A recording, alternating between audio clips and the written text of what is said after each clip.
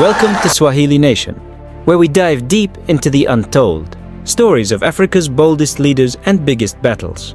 Today, we're spotlighting Burkina Faso's Ibrahim Traoré, a man who's shaking the foundations of a nation. He's kicked out French troops, turned to Russia and said no to Western loans, all while waging war on corruption and dreaming of an economy that stands on its own. Is he a revolutionary rewriting Africa's future, or a risk-taker pushing his country to the edge? That's what we're unpacking right now. So, what do you think his next move will be? If you're vibing with this story, don't forget to smash that like button. Drop your thoughts in the comments, share this with your crew, and hit subscribe to Swahili Nation for more real talk on Africa's rise. Let's get into it.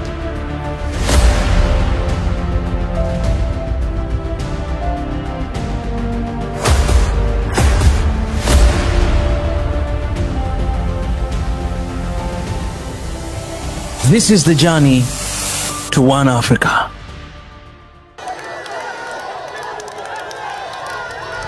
In the heart of West Africa, a quiet storm brews. Burkina Faso, a nation long shaped by the hands of foreign powers, stands at a crossroads.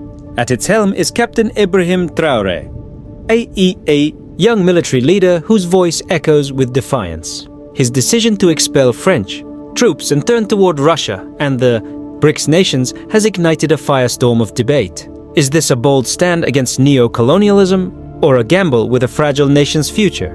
For decades, France's presence loomed large in Burkina Faso. A former colony, the country hosted French soldiers as part of a broader mission to combat jihadist insurgencies across the Sahel. But to many Burkinabe, these forces were not liberators. They were reminders of a colonial past that never fully faded. Ibrahim Traoré, seizing power in a 2022 coup, tapped into this simmering resentment. In January 2023, he gave France 1 month to leave. The tricolour flag came down, and with it, a chapter closed. Traoré framed this expulsion as a reclaiming of sovereignty, rejection of Western strings. Attached to aid and security, his rhetoric is sharp, unapologetic. We will not be slaves to any power.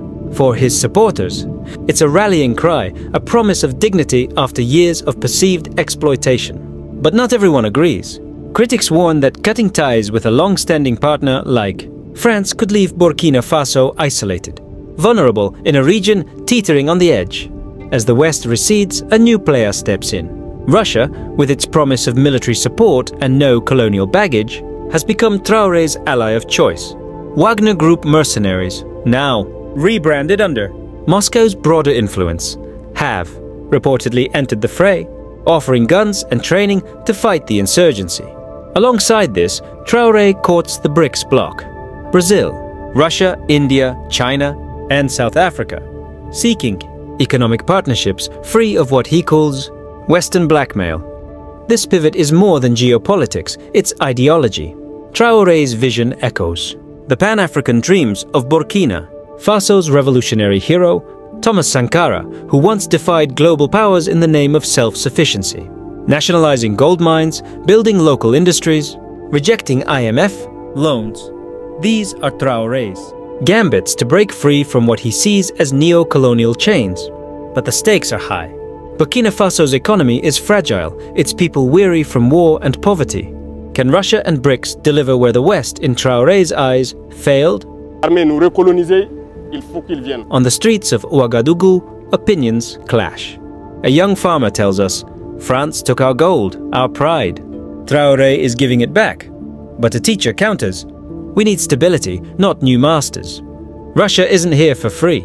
Across the Sahel, leaders in Mali and Niger watch closely, forming their own alliance of Sahel states with Burkina Faso, an anti-Western axis that could reshape the region.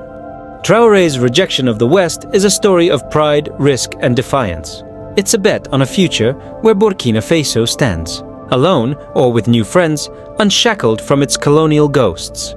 But as jihadists tighten their grip and the economy stumbles, the question lingers: is this a revolution reborn, or a nation adrift in a dangerous world? Only time will tell if Traoré's gamble pays off, or if the cost of freedom proves too steep. Ibrahim Traoré's leadership is marked by a pronounced rejection of Western influence, particularly targeting France, Burkina Faso's former colonial ruler. After seizing power in a coup on September 30th, 2022, Traoré quickly moved to sever military ties with France.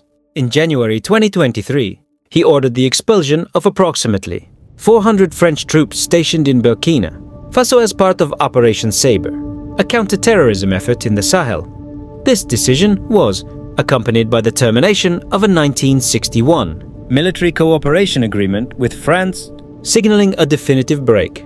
Traoré justified this by accusing France of failing to curb the jihadist insurgency that has plagued Burkina Faso since 2015, while framing their presence as a lingering neo-colonial yoke. His rhetoric amplifies this stance.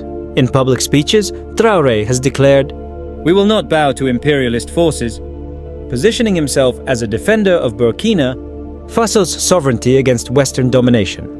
He has also expelled French diplomats and suspended Western media outlets like BBC Africa, Voice of America, and RFI, accusing them of spreading destabilizing narratives. Instead, he has pivoted toward Russia, welcoming military support, potentially from Wagner Group, affiliates, and expressing interest in BRICS partnerships.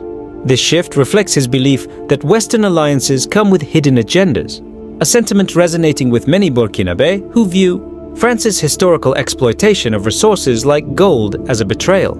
Traoré's disdain for corruption is a cornerstone of his leadership narrative, often drawing comparisons to Thomas Sankara, Burkina Faso's revolutionary anti-corruption icon. Upon taking power, he vowed to root out the graft that he claims has crippled the nation, particularly within the political and military elite. He has accused previous administrations, both civilian and military, of siphoning off public funds while the country battled poverty and insurgency. The wealth of Burkina Faso must serve its people, not a few greedy hands, he stated in a 2023 address, emphasizing a zero-tolerance stance. His actions back this rhetoric. Traoré has maintained a frugal public image, reportedly refusing lavish perks and living modestly, much like Sankara. He has also launched audits of state institutions and cracked down on officials suspected of embezzlement, though specific convictions remain opaque due to limited transparency.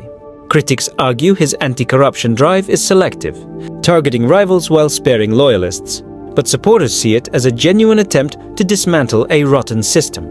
His push to nationalize gold mines, wresting control from foreign firms and local elites, is framed as a strike against corrupt profiteering, ensuring resources benefit the state rather than private pockets. Traoré's aversion to Western loans and grants stems from his view that they are tools of economic enslavement.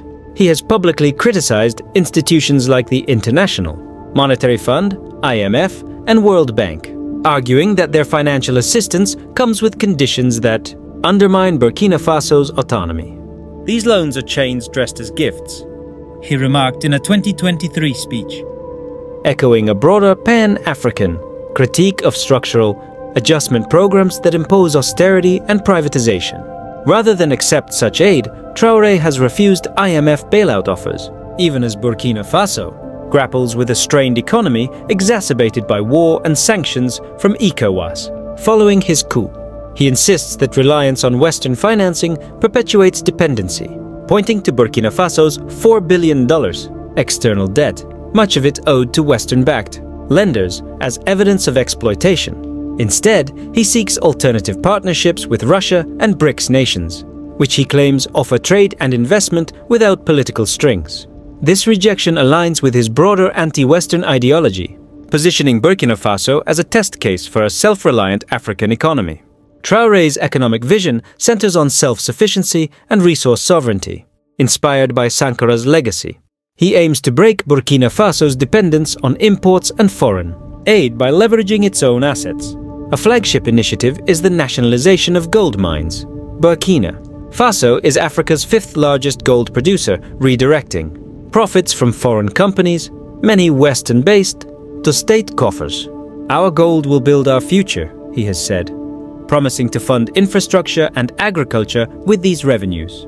He has also launched practical projects to boost local production. In 2023, construction began on a tomato processing plant in Bobo Dioulasso, aimed at reducing the $50 million annual cost of imported tomato paste. Other efforts include reviving cotton processing and building slaughterhouses to process livestock domestically rather than exporting raw hides. Traoré's government has distributed seeds and fertilizers to farmers, urging them to feed ourselves first, a nod to food security in a country where insurgency has displaced millions. His economic strategy rejects globalization's playbook, favoring state-led development over free market reliance. While supporters hail this as a bold reclamation of Burkina Faso's destiny, skeptics question its feasibility. Gold revenues are volatile, and industrial projects require expertise and stability. The country currently lacks. Nonetheless, Traoré's vision is clear: a Burkina Faso that stands on its own, free from Western crutches and corrupt intermediaries. Ibrahim Traoré's anti-Western sentiment, hatred of corruption, rejection of loans and grants, and economic ambitions are interwoven threads of a radical agenda. His expulsion of French troops and embrace of Russia signal a geopolitical rupture, while his anti-corruption, purges and resource nationalization aim to cleanse and empower the state. By shunning Western aid and betting on self-reliance, he seeks to forge a new economic path for Burkina Faso, one that defies the West, confronts corruption head-on, and prioritizes the nation's own hands over foreign ones. Whether this vision succeeds or falters remains a high-stakes experiment in a volatile land.